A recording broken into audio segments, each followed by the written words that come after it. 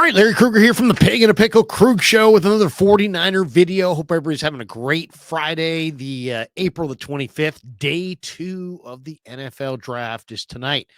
Rounds 2 and 3, and we'll get into that in a minute. But first, we are brought to you by Pig and a Pickle, the best barbecue in all of Northern California. Check them out. They're in Emeryville. They're in Corte Madera. They're open 7 days a week from 11 a.m. till 8 p.m. or until they run out. Pig and a Pickle. Go say hi to Damon and Mary. Get some brisket chili. Tell them that Krug sent you. We're also brought to you by Sharp Corner Sports Cards and Collectibles. They're at 205 Cypress Avenue, Pacific Grove, California, on the Monterey Peninsula. Anthony Catanias at 831-521-5264.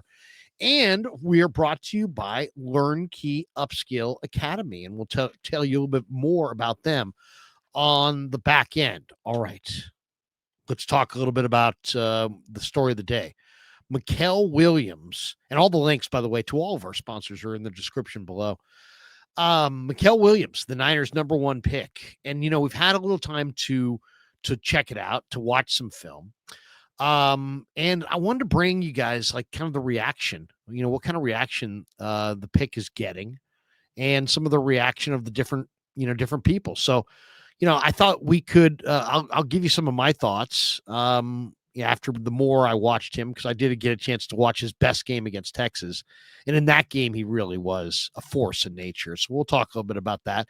It's all about, can you replicate your best moments? Because it was a traits-based draft choice for sure. And whether the Niners had gone with Shamar Stewart or Mykel Williams, these are not guys that had huge production, but they are guys that have pro bodies, and they're projectable.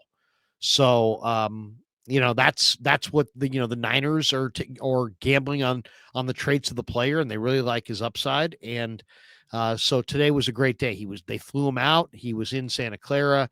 But some of it is incredible. Why don't we start with, we'll let you guys see all of this. We'll turn this into one gigantic reaction video. I'm going to share the screen. This is the initial phone call from John Lynch to Mykel Williams. These are always great moments, man. To me, these are always some of the best. Here we go. John Lynch on the phone talking to his #1 draft choice. Mykel. Hey, how you doing? My man, it's John Lynch. Oh, my You ready God. to be a Niner? Yes, sir. Oh, that's awesome, buddy. We're so fired up to get you, man. We've been sitting here nervous about going up. I tried to go up. Didn't work, but we got you here. So man, we are so damn fired up, man. You're gonna be great for us, man. And the entire building got behind this. So I'm gonna turn you over to Coach Shanahan. All right, buddy. Let's hear it from Myke. Mykel, congrats, dude. My dog, what's up, man? Thank you, Coach. This is what we wanted since day one, man. We're all pumped in here. Man. And you with your family right now? Yeah, man. We loaded. Yeah, that's awesome, man. Enjoy it. All right, it's a special night, and enjoy it, because when you get here, man, it's time to go to work, all right? Thanks, man. Appreciate you, Coach. All right, dude. You too, man. All right, here's our owner real quick, all right, man? Yes, sir. Jed York. Mykel, how you doing, man? Congratulations. Man, I'm great, man. I appreciate you. I can't wait to see you out here. We're fired up. We've been sweating for the last 35, 40 minutes, but we're very, very happy you're here, man.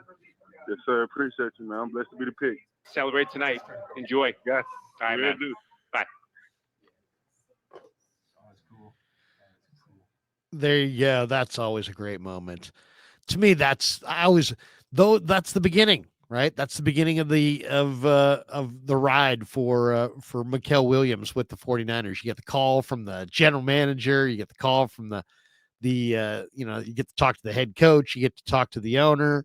That was a great moment. That's the beauty of being able to kind of show you guys all the different moments via just kind of pointing and clicking and that kind of thing. Here's the moment where Mykel gets drafted by the Niners, and gets the phone call on the couch.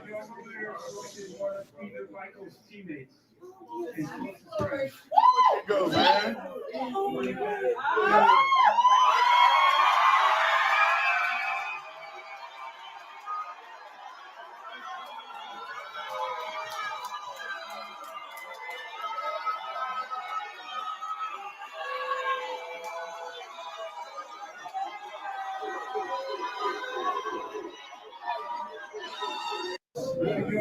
Very cool.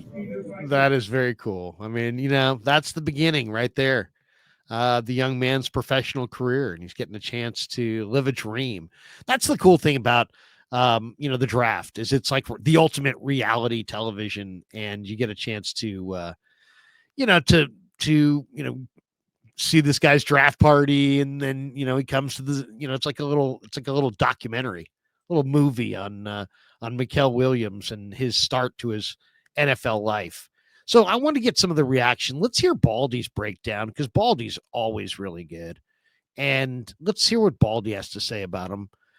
Baldy could probably convince me. You guys know I'm not super hot to trot on the pick. Baldy, how about we'll go to Baldy here, see if Baldy can convince me. Here's a little Baldy breakdown on Mykel. The newest 49ers is Georgia Bulldog Mykel Williams, just abusing this tight end right here, beating the tackle and getting to the ball carrier. Like, he did play last year with a high ankle sprain, which slowed him down. But he's a guy in Georgia's defense right here. Like, here he is. He can line up anywhere on the defense. Like, you watch him right here, and it didn't matter. Like, here he comes on a long looping limbo, and he gets the ball out. Like, he is strong at the point of attack. He's 6'5". He's 265, 270 pounds. He can play the 3 technique. He can play on the edge. You watch him, and wherever he lines up, he's a factor. Like, he's beating good players like Kelvin Banks, who's already been drafted, right? You watch him. Look at that two-handed swipe. Two-handed swipe off there, bam. Now, shake your hips, drop, and get to Quinn Ewers right there. Another, getting the ball out.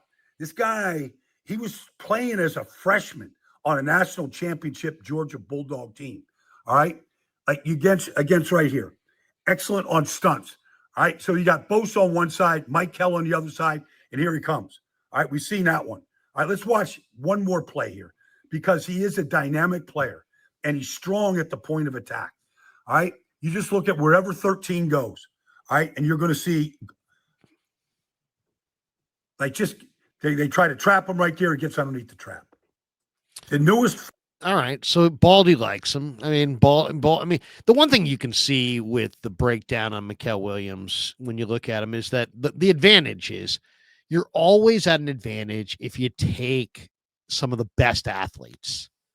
And this is one of the best athletes in the draft. If you're going to go, like, I liked other guys more at this point. I mean, the next 7 picks, I think we're all pretty great.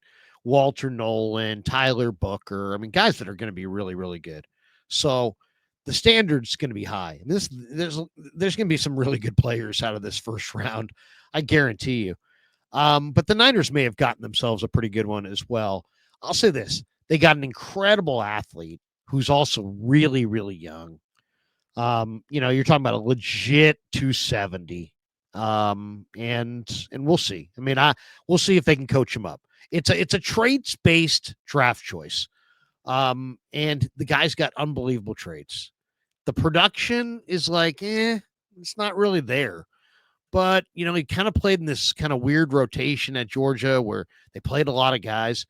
Let's hear what Chase had to say. I'm eager to hear what Chase Sr. said.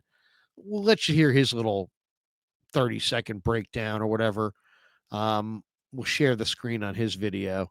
I wouldn't mind hearing what Chase had to say about Mykel, since it's a Friday and I haven't had my dose of Chase today. Here he is.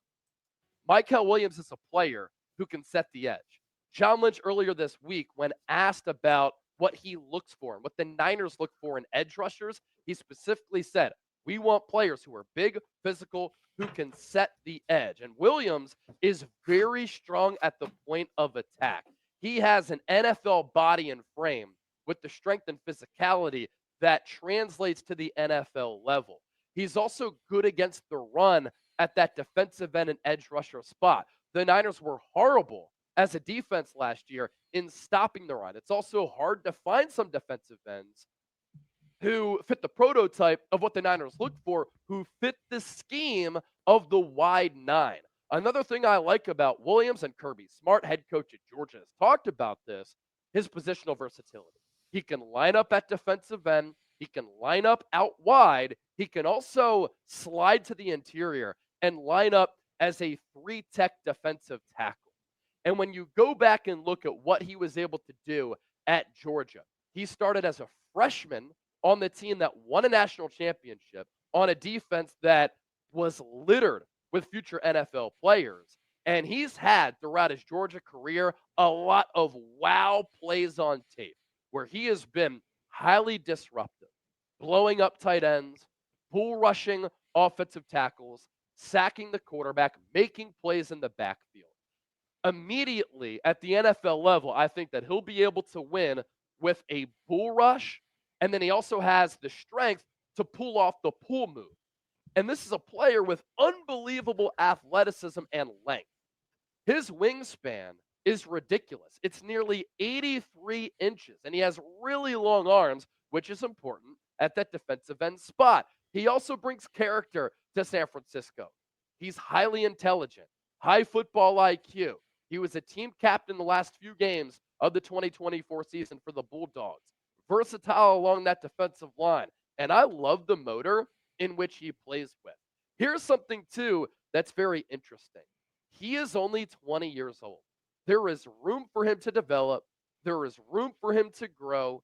He can improve. His best football, I believe, could be ahead of him if he's able to stay healthy and he's able to develop within this Niners organization thanks to this coaching staff. And what's crazy is that when he's up for his second contract, he's still going to be in his mid-20s with hopefully plenty of good football ahead of him in the future.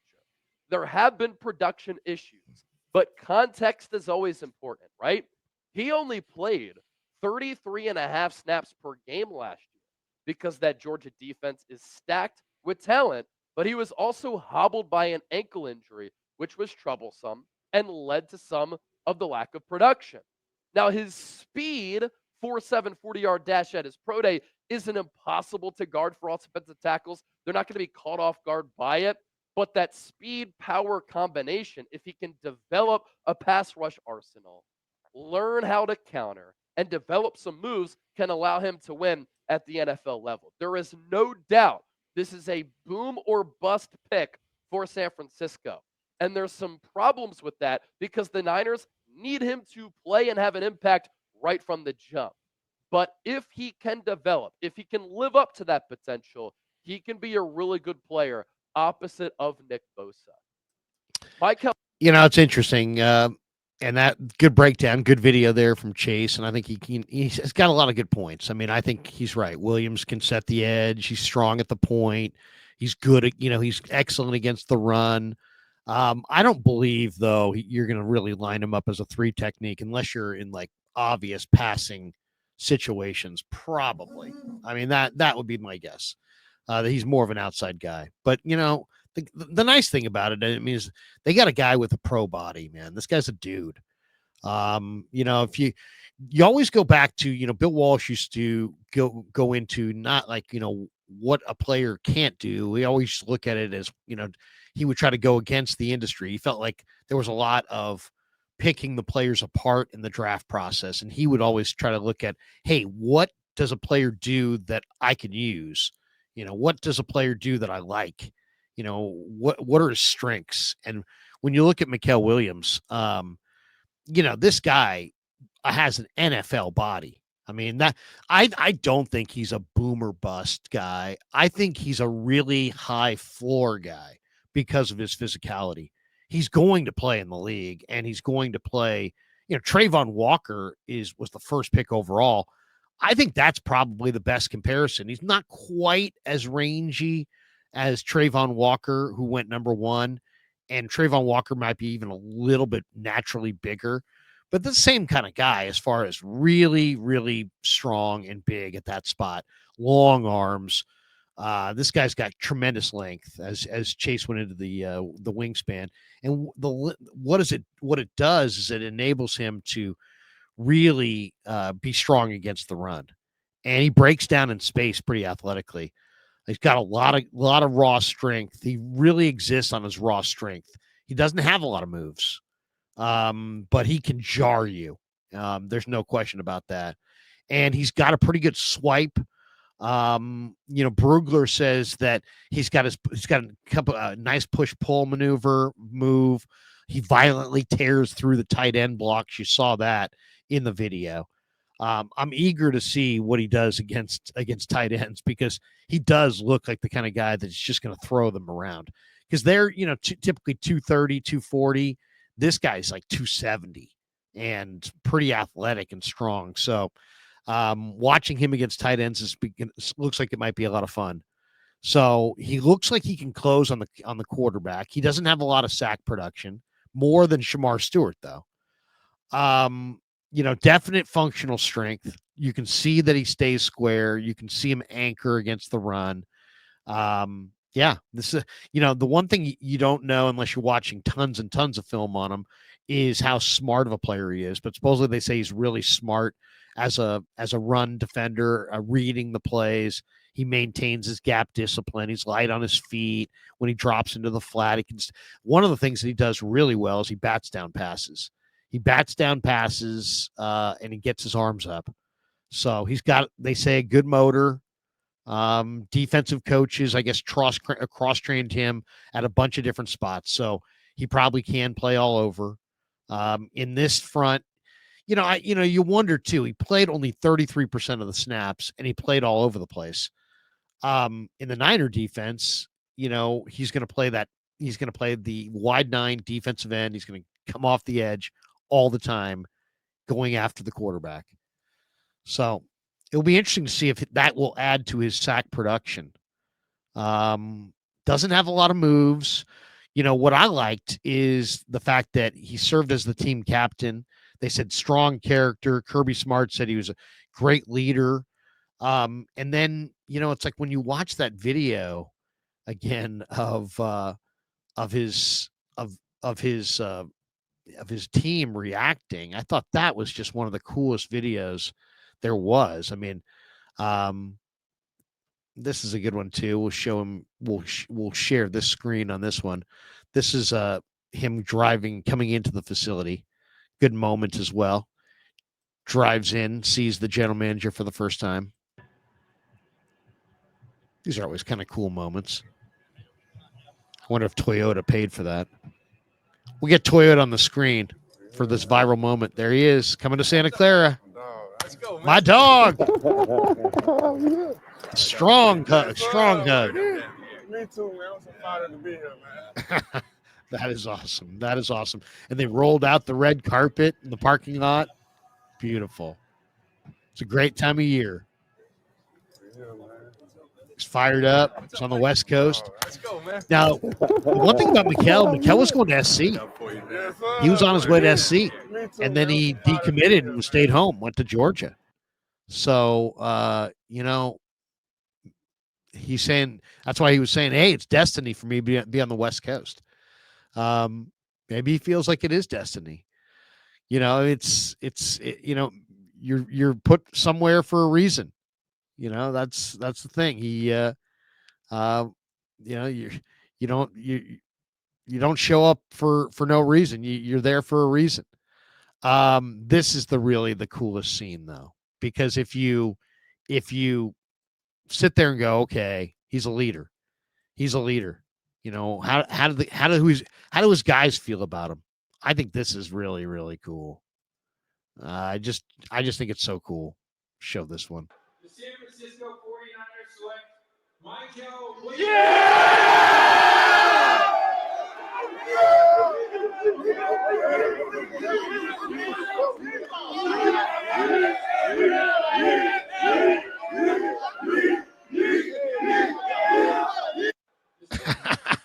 That's awesome. That is awesome. But so if you said, hey, man, the guy's a leader, if all these guys hated him, they probably would not be, they might not seem as genuinely excited. They seem pretty genuinely excited. So that is a great moment for the Georgia football program. And that's what this thing is, as this, it's a success, not just for Mykel, not just for Mykel's family, but for Kirby Smart, for everybody, for everybody. Let's hear from Todd McShay. I think McShay's got a pretty good little breakdown on it as well. Here you go, little Todd McShay weighing in on Mykel Williams to the 49ers. First of all, his sack production wasn't great. You thought 4.5 sacks. You see all this talent, and we expect him to be like a 12, 15 sack guy, right? First of all, he had the ankle injury. Second of all, this is the thing that goes really unnoticed. He had the fewest snaps of any of the edge rushers in this class. Only 402 snaps. So the opportunity. I thought it was Pierce. It's not Pierce, huh? It's not. He actually had like 20 more snaps. That's why I jotted this down. He had the fewest snaps of any of the edge rushers. So the sack production wasn't there. But part of it's because he's on an ankle. You can watch. I mean, Mensch, you and I talked about it. There are times when you see him wincing. Cutting it out. But I'm betting on the traits. He's just 20. He's got the longest arm of any of the edges in this entire class, over 34 and 3/8 inches. Okay? He will long arm you to death. Wait till he goes up against Will Campbell. Yeah. Which won't happen for a while, playing for San Francisco. But my point is those long arms to get into guys' bodies, flatbacks. And the thing about him, too, he's a damn good run defender right now. Right. And that stuff travels. Like, that's coming with him to the NFL. Good breakdown. Really good breakdown by McShay. So let's hit on that for a second because I think there's a lot of what McShay said is on the money. I mean, it's a traits pick, but he's 20 and they really love the kid and they think they got something. Let's go through the weaknesses because you got to remember this. 49ers have a really good D-line coach. Chris Krueger is a terrific coach. He's a really good coach. He coaches the position well. His guys improve. Robert Saleh's a good defensive coach as well. These guys are smart defensive coaches. So let's go through his weaknesses, Mykel Williams' weaknesses. This is according to Krueger, okay? He says, doesn't have consistent rush plan or arsenal of secondary moves. All right, he's 20. He didn't play a lot. And this is where you coach him up. This is where he develops. This is what he works on he works on his get off. He works on his hand placement. He works on his moves. He works on stringing together moves. He works on his rush plan. That's what it means to be a pro. This is where it begins. I'm okay with that. It's okay. It's okay that he's 20. He's a 20-year-old player with a ton of talent who doesn't have a lot of plan, doesn't have a lot of moves. This is not Mike Green. Mike Green's got a ton of moves. This guy doesn't have a ton of moves. So he's got a lot to work on from that standpoint. But you also have good coaches. You got Nick Bosa on the other side. I think there's reason to believe he will work on that, right? And get better. Okay, let's go to the next one. Too much wasted movement with his hands. Reverts back to strength. You always go back to what your greatest trait is. If you're a speed guy, you rely on your speed. If you're a strength guy, you rely on your strength. He needs to become more well-rounded. It's about technique, also coaching. I think that's a Chris Kosaric box. Do you believe in Chris? I do. That box, I would check that one off. Not a concern to me. Let's get to weakness number 3. Gets too upright at the snap, which allows blockers to get underneath and halt him.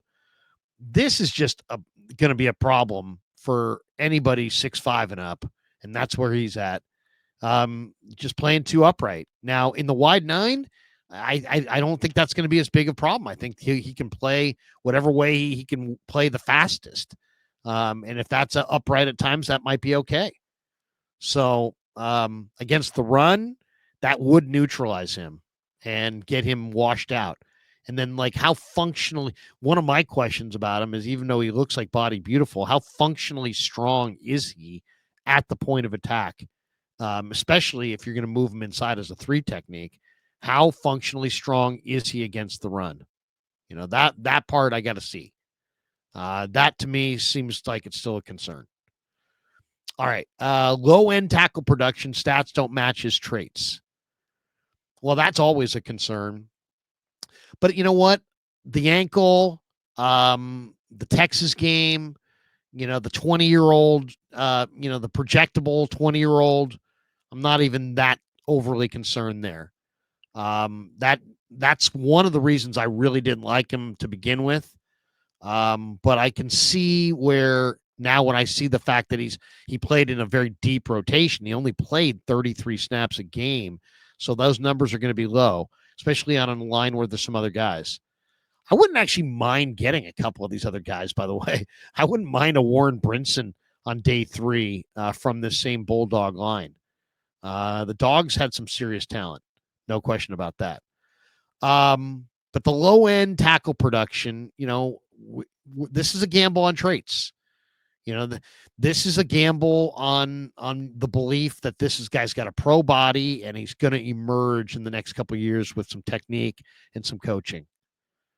Other weaknesses, played 2 games and parts of several others because of the grade 2 high left ankle sprain.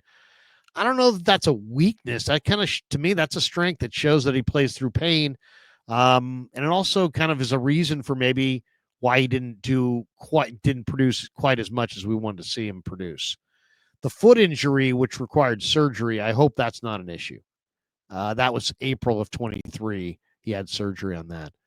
But overall, I mean, when you look at him, I think to me, it's kind of a safe pick in some ways because he's so athletic that you're not really asking him to do a whole lot that he can't do. He can whip tight ends. He can set the edge. He can heat up the quarterback a little bit. He's got a big-time body for the game. If he's going to be great, that's going to depend on Kasarik. And that's going to depend on his, his ability to take coaching. And but it's a nice beginning to the rebuild of this line. He's a dude, I'll say that. He's a real NFL athlete. There's some of these, there will be NFL defensive linemen that are just not quite NFL guys or can only play a little bit before they get hurt or whatever. This guy's a real NFL athlete. I mean, this is a big time athlete for sure. He's crude and raw as far as pass rush moves and that kind of thing. But he's one of the biggest, strongest, longest, youngest, guys. He's a big time recruit. This guy was a star recruit. He went to Georgia as a 5-star for a reason. And, sometimes it takes a while. And hopefully he'll be the example of a guy that's more productive in the pros than he was in college. And you say, well, does that even exist? Yeah, it does. Trayvon Walker was not the most productive guy. He's been more productive with the Jaguars than he probably was at Georgia. Daniil Hunter was not very productive at LSU. I think he had like 2.5 sacks, was like the most he ever had. He's got 99 career sacks. So yeah, there are guys who kind of 5-star guys sometimes who don't quite get it figured out in college, don't quite have the statistical profile and figure it out at the pro level. I will say this. I do like the fact that they at least got a ridiculous high-end athlete because that's how you're going to win in the NFL. That's how you're going to win in this draft is you're going to have guys who can run and hit and play football at a really high level, explosive athletes. And the Niners are slow. They're slow on the perimeter. They're slow offensively on the perimeter. They're slow at corner. They're slow at linebacker now. They've got to get bigger and more physical on the defensive line. To me, it's going to be a very interesting draft. Now, we'll finish up on just a quick thought on day 2. I don't know what they're going to do day 2. I would think their needs were defensive tackle, defensive end, offensive tackle, linebacker, corner, and wide receiver. And somewhere in that mix, they should go. Now, some people would say wide receiver. You don't have Debo and you don't have Ayuk until November. You can't wait until November to have a good offense. You can't lean on Ricky Pearsall and Juwan Jennings and Jacob Cowing and Demarcus Robinson after a 3-game suspension and say, oh, yeah, we're covered at wide receiver. You're not. You're not covered at wide receiver. So you need a big-time guy. And you're looking at Luther Burden and Trey Harris and probably the best of all of them, Jalen Noel from Iowa State. And I think I would go with one of those guys. I love Jalen Noel the more I watch him. 4.39 speed, 23 reps of 225. He is strong. He is fast. He is productive. That's it. That's the holy trinity of prospects right there. Fast, strong, productive. Oh, and did I mention that your starting quarterback in an article last week is basically saying that that's the kind of receiver that he wants? Get Brock his weapon. He wants this guy. Get him this guy. Or, if you, I love Luther Burden. I mean, Luther Burden's an amazing player as well. Trey Harris wouldn't be bad either. But to me, I think the fit is Jalen Noel. I think if I'm the Niners, I would go Jalen Noel with that second round pick. Now, if I wasn't going to go Jalen Noel, you could go Darius Alexander from Toledo. I think that makes a lot of sense. If Donovan Ezeraku is there, you could go edge rusher again. That would not be crazy. Ezeraku is and then you'd have both. You've got you get the biggest, most athletic, powerful end, and you have the most productive, quickest end. I mean, you're adding two guys. I mean, if you really want to get some heat on the quarterback, maybe you follow it up with Ezeraku. That would be one. Offensive line wise, I think I'd rather wait till round 3, and I like Anthony Belton in round 3. I think that would be a great addition. If they could get a guy like Anthony Belton in round 3, I think that would be exactly what I'm looking for. I also like Ariante Ursary as an offensive tackle on day 2. I think he is a great fit for the 49ers. Ariante Ursary from Minnesota, 6'6", 339. Lightning fast at that size. Can you believe I just said that? He's 6'6", 339, and he's lightning fast. And he got coached in the Big Ten, well coached. Belton from NC State, they call him Escalade. He's probably because he's like a Cadillac Escalade. He's probably smooth. He's probably big and smooth. But he's a great athlete. 6'6", 340 pounds, played in the exact same outside zone scheme that the Niners run. So, to me, Belton or Ursary would be an awesome day 2 pick. Awesome. Receiver-wise, Jalen Noel, Luther Burden, Trey Harris.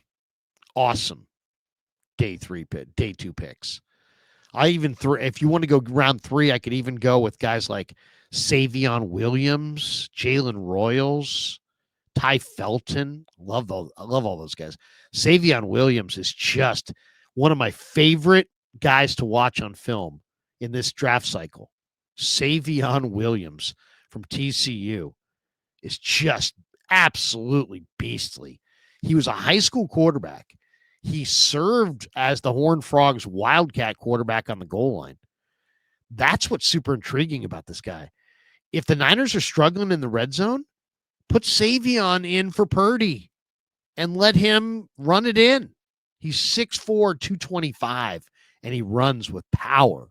Lots of power. I mean, Savion Williams is what the Niners wanted Jalen Hurd to be a few years ago when they got Jalen Hurd. Like, hey, we want the 6'4" guy who could be a receiver and running back, and he could be. That's Savion Williams, TCU. I love Savion Williams. I could watch this guy play all day. He just runs with so much violence, and he's awesome. Spin moves. He's big, rangy, dominant, long arms, huge hands. Savion Williams, TCU. Watch that film. That guy is just awesome. So, I mean, that's what, receiver-wise, I think I would go with Jalen Noel, but, man, there's some other guys on day 2 if you want to wait. If you're going offensive tackle, I like Ursary or Belton. If you're going back to the edge, Green or Ezeraku, Landon Jackson, all would be great. Braden Swinson. Most likely the Niners are going defensive tackle. So who's on the board? I don't like Alfred Collins because I think he's got a knee issue for Texas. Niners do not need. He plays high and he's got a knee issue. And that to me is a bad combo. I love the 2 shorter guys, CJ West from Indiana and Jordan Phillips from Maryland. Phillips has got the wrestling background and he's really, really explosive at 6'2", about 310, 315. Really like Jordan Phillips. CJ West is awesome. CJ West would be another great 49er. I mean, he would be the replacement for DJ Jones. He would start. He's 6'2", 320, strong as hell, ridiculous hands. I mean, just this guy's hand strength is just like vice grips. He's just throwing dudes down. He was dominant in the one-on-ones in Frisco before the East-West Shrine game. Dominant. Some of the most dominant All-Star game footage I saw was CJ West in those one-on-ones. Just absolutely throwing dudes around. Indiana was really good, and he's one of the reasons why. So those two guys are really war daddies in the middle. Now, some people like Caldwell, Jamare Caldwell from Oregon, and he was moving incredibly well in Mobile at 6'2", 342 pounds. I mean, he was moving pretty amazingly well in Mobile. But I would put him beneath West and Phillips. I like West and I like Phillips a lot. As far as these guys, these plugger guys on day 3, Jay Toia, the UCLA nose, who's 6'2", 340, he's a player. Nazir Stackhouse from Georgia, 6'3", 320, he's a player. Nash Hutmacher from Nebraska, 6'3", 330, All-American wrestler, he's a player. The Niners, I think, looked at Elijah Simmons from Tennessee, 6'1", 334 pounds. Interested to see him. And then don't forget the ultimate big man, Desmond Watson, who, if I were the Niners, I'd sign him as an undrafted free agent, 6'6", 464 pounds. 6'6". If the Niners are going linebacker out of the chute today, on day 2, they could go Carson Schlesinger. I love Demetrius Knight. Go watch Demetrius Knight. He's a descendant of Gladys Knight in the Pips. He's 6'2", 235, actually pretty big linebacker by today's standards. And this guy's a little bit older prospect, but he is nasty and fast. And if I could have one wish, it would be that the Niners would get 3 linebackers: Demetrius Knight, Chandler Martin, and Eugene Asante. You get those 3 guys, and you will have remade your dominant linebacking core going forward for the next whatever number of years. This is a phenomenal linebacker draft. But Chandler Martin and Eugene Asante on day 3, and maybe Demetrius Knight today, could redo their whole group of linebackers. Other D linemen I really love today: Aeneas Peebles, Elijah Roberts, Savion Jones. Those 3 guys. Peebles is short, awesome pass rusher. Vatek, used to play at Duke, transferred. I love Aeneas Peebles. I think the Niners do too. They met with him. Peebles is a pass rusher. They need this guy. 6 feet, 290. He can hunt quarterbacks. Elijah Roberts is just a bad A from SMU. 6'4", 295. Can play a bunch of different spots. He's a defensive end. Now, they list him here as a 5 technique, like a 3-4 defensive end. I think he could be a 4-3 defensive end. He moves so well. He's 295. So that guy is incredible. You got to get him. The other guy, Savion Jones, is got to be one of my favorite prospects in this whole cycle. 6'6", 290. He played defensive end at LSU. He's fast. I mean, this guy's monster. Now, if you could add this guy to Mykel, man, you got some dudes up front. This guy's 6'5", 290. Inside in Mobile, he was way too quick for the guards. I mean, it was like they were whiffing on him. This guy is an interior destroyer. I love Savion Jones. Why? Because he's too big for the tackles at defensive end. He can bull rush you right into the lap of the quarterback or dip the shoulder and get to the quarterback. He's an edge rusher with real bend.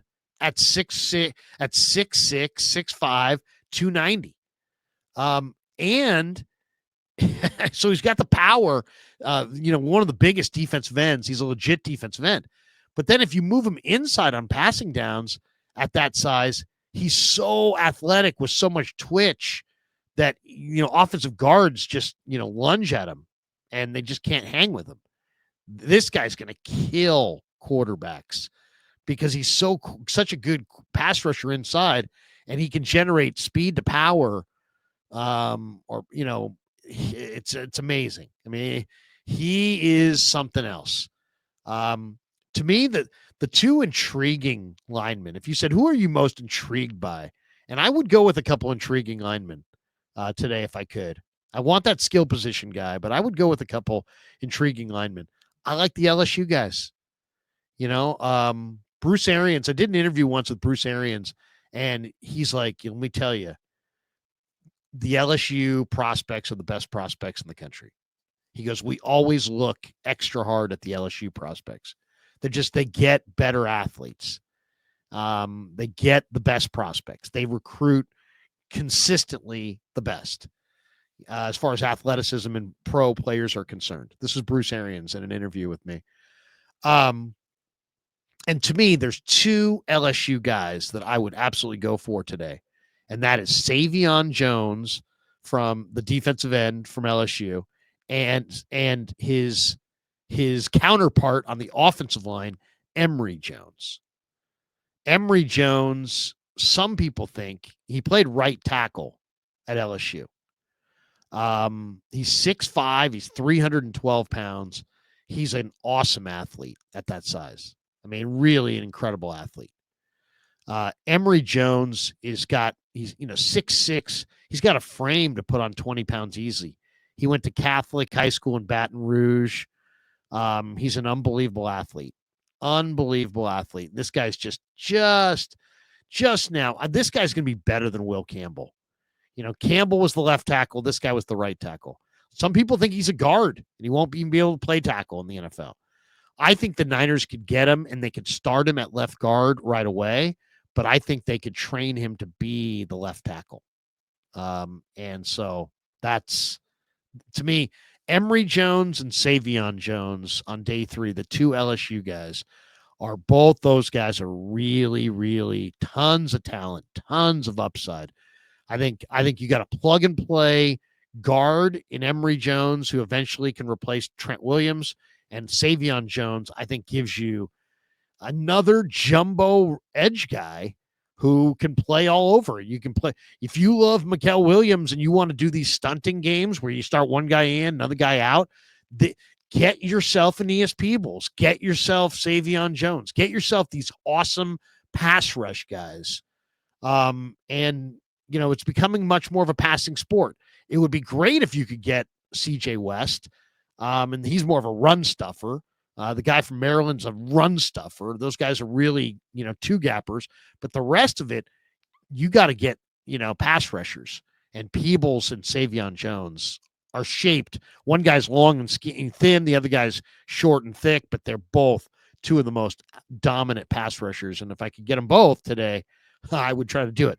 Even if I had to trade back in round 2 a few spots to try to get another pick in round 3. I would consider doing that too. All right, that's the video. Thanks to Pig and a Pickle for being the title sponsor of the Krueger Show. Thanks to our other sponsor, our Sharp Corner Sports Cards and Collectibles. And as we mentioned before, we were going to finish and tell you about LearnKey. LearnKey is a fantastic sponsor of the Krueger Show, and great news for the Krueger Show subscribers. LearnKey is offering a free cybersecurity course valued at $99. The course is labeled Protecting Yourself and Your Organization. It's just a 1-hour long course and will give you essential tips on how to keep you and your company safe online. So it's a limited time offer, so don't miss out. Click the link in the description below of the video on this video to claim your free course and start learning today at upskill.learnkey.com. And thanks to all you guys for supporting the Krueger Show on YouTube,